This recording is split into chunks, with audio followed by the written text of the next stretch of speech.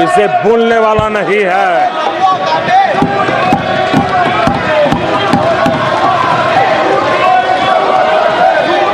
कुछ दिन पहले हिंदुओं में जो शक्ति की कल्पना है उसके विनाश की घोषणा की गई थी। आप किस शक्ति की विनाश की बात करते हैं?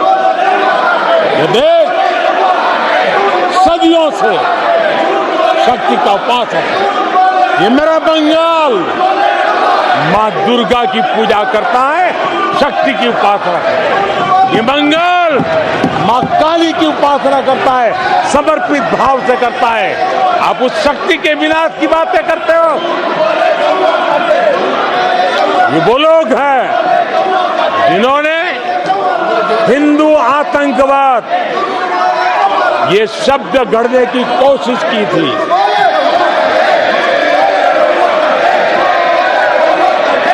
इनके साथी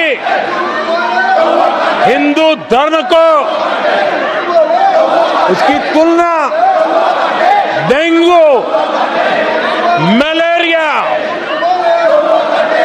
ऐसे शब्दों से करें और ये लोग तालियां बजाएं, ये देश कभी माफ नहीं करेगा। आदरणीय सभापति जी, एक सोची समझी रणनीति के तहत इनका पूरा इकोसिस्टम, हिंदू परंपरा, हिंदू समाज, इस देश की संस्कृति, देश की विरासत, इसको नीचा दिखाना, उसे गाली देना, उसे अपमानित करना, हिंदुओं का मजाक उड़ाना, इसे फैशन बना दिया है और उसको संरक्षण देने का काम अपने राजनीतिक स्वार्थ के लिए ऐसे तत्व कर रहे हैं। आदरणीय सभापति जी,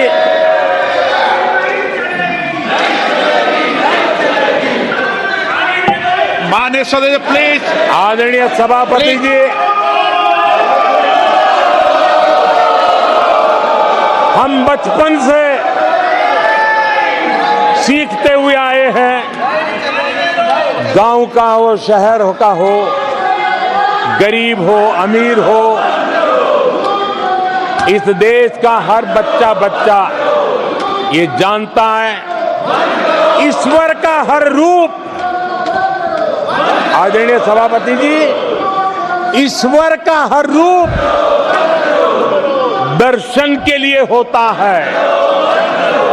ईश्वर का कोई भी रूप निजी स्वार्थ के लिए, प्रदर्शन के लिए नहीं होता है।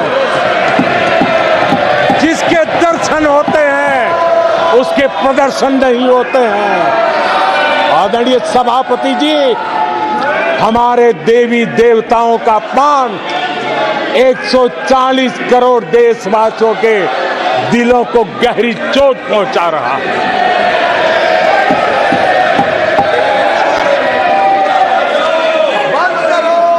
निजी राजनीतिक स्वार्थ के लिए ईश्वर के रूपों का इस प्रकार से खेल, आदरणीय सभापति जी, ये देश कैसे माफ कर सकता है? आदरणीय सभापति जी, सदन के कल के दृश्यों को देख करके अब हिंदू समाज को भी सोचना होगा, क्या ये अपमानजनक बयान संयोग है या कोई प्रयोग की तैयारी है? ये हिंदू समाज को सोचना पड़ेगा। आदरणीय सभापति जी, हमारी सेनाएं देश का अभिमान है। सारे देश को उनके साहस और हमारी सेना की वीरता पर गर्व है। सारा देश देख रहा है। हमारी सेनाएं, हमारा डिफेंस सेक्टर आजादी के बाद इतने सालों में जितना नहीं हुआ, इतने रिफॉर्म हो रहे हैं। हमारी सेना को आधुनिक बनाया जा रहा है। हर चुनौती को हमारी सेना मुंह तोड़ जवाब दे सके, इसलिए युद्ध के सामर्थ्य वाली सेना बनाने के लिए हम भरपूर प्रयास कर रहे हैं, रिफॉर्म कर रहे हैं, कदम उठा रहे हैं देश की सुरक्षा का मकसद लेकर के। बीते कुछ सालों में बहुत सारी चीजें बदली है। सीडीएस का पद बनने के बाद इंटीग्रेशन और सशक्त हुआ है।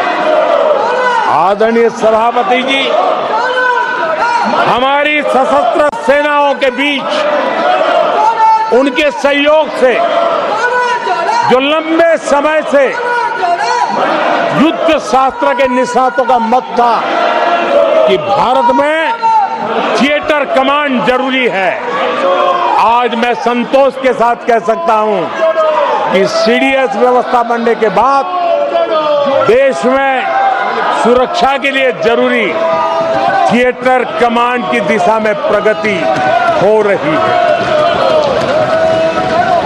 आदरणीय सभापति जी, आत्मनिर्भर भारत, उसमें हमारी सेना को आत्मनिर्भर बनाना, उसकी भी बहुत बड़ी महत्वपूर्ण भूमिका निभाई जा रही है। हमारी देश की सेना युवा होनी चाहिए।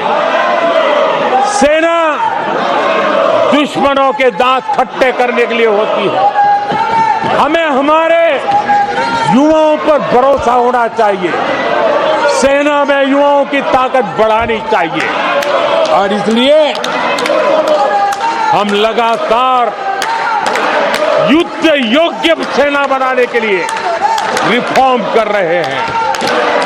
समय पर रिफॉर्म न करने के कारण हमारी सेना का बहुत नुकसान हुआ है, लेकिन ये सार्वजनिक बातें कहने योग्य नहीं होने के कारण मैं मेरे मुंह को ताला लगा करके बैठा हूं।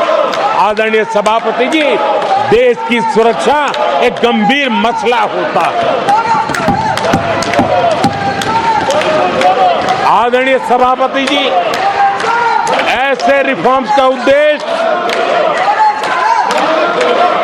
किसी भी परिस्थिति में, अब युद्ध के रूप बदल रहे हैं, संसाधन बदल रहे हैं, शस्त्र बदल रहे हैं, टेक्निक बदल रही है, ऐसे में हमें हमारी सेनाओं को उसी चुनौतियों के अनुरूप तैयार करना, ये बहुत बड़ी जिम्मेवारी होती है, जिसको निभाने के लिए गालियां खा करके भी, झूठे आरोप सह करके भी, मुंह पर ताला लगा करके हम काम कर रहे हैं। ऐसे समय देश की सेना को आधुनिक बनाना, सशक्त बनाने के ऐसे समय कांग्रेस क्या कर रही है? ये झूठ फैला रहे हैं। डिफेंस रिफॉर्म के प्रयासों को कमजोर करने का षड्यंत्र कर रहे हैं। आदरणीय सभापति जी, दरअसल कांग्रेस के लोग कभी भी भारतीय सेनाओं को ताकतवर होते नहीं देख सकते। आदरणीय सभापति जी, कौन नहीं जानता कि नेहरू जी के समय देश की सेनाएं कितनी कमजोर होती थी। हमारी सेनाओं में कांग्रेस ने जो लाखों करोड़ों के घोटाले किए,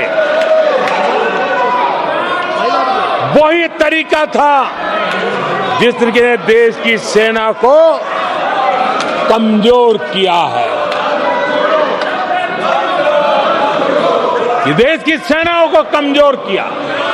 जल हो, थल हो, नभ हो, सेना की हर आवश्यकता में इन्होंने देश आजाद हुआ तब से भ्रष्टाचार की परंपरा बनाई। जीप घोटाला हो, पनडुब्बी घोटाला हो, बोफोर्स घोटाला हो,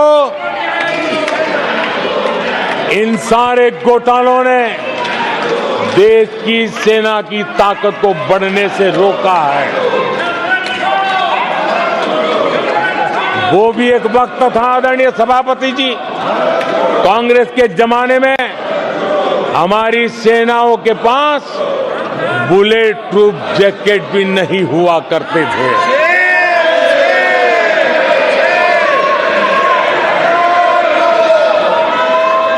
सत्ता में रहते हुए देश की सेना को तो बर्बाद किया ही किया, उसको कमजोर किया ही किया, लेकिन ये कारनामे विपक्ष में जाने के बाद भी चलते रहे।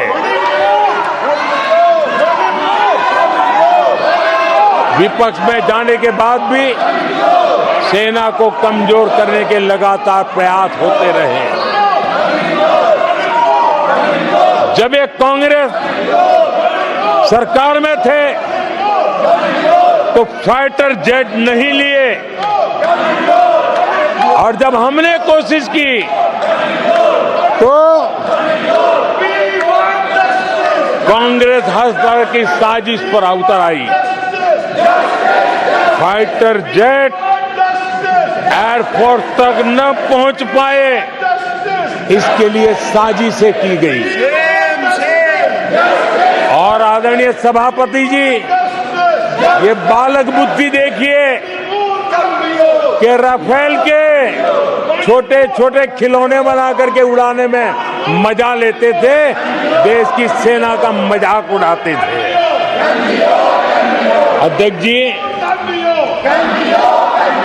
कांग्रेस ऐसे हर कदम का, हर रिफॉर्म का विरोध करती है जो भारत की सेना को मजबूती दे, भारत की सेना को मजबूत बनाए। माननीय सदस्यों, सभा की कार्रवाई माननीय प्रधानमंत्री जी के भाषण तक के बढ़ाई जाती है और सभा की कार्रवाई, सारी कार्रवाई पूरी होने तक बढ़ाई जाती है। आदरणीय सभापति जी, समय देने के लिए और समय का विस्तार करने के लिए मैं आपका हृदय से आभार व्यक्त करता हूं। आदरणीय सभापति जी, अब कांग्रेस के लोगों को ये पता चल गया है कि हमारे नौजवानों की ऊर्जा, हमारे सैनिकों का आत्मबल ही हमारे सशस्त्र बलों की सबसे बड़ी शक्ति है। और अब इस पर हमला करके और एक नया तरीका सेना में भर्ती को लेकर सरासर झूठ फैलाया जा रहा है, ताकि लोग, मेरे देश के नौजवान मेरे देश की रक्षा करने के लिए सेना में न जाए, उनको रोकने के लिए षड्यंत्र हो रहा है। आदरणीय सभापति जी,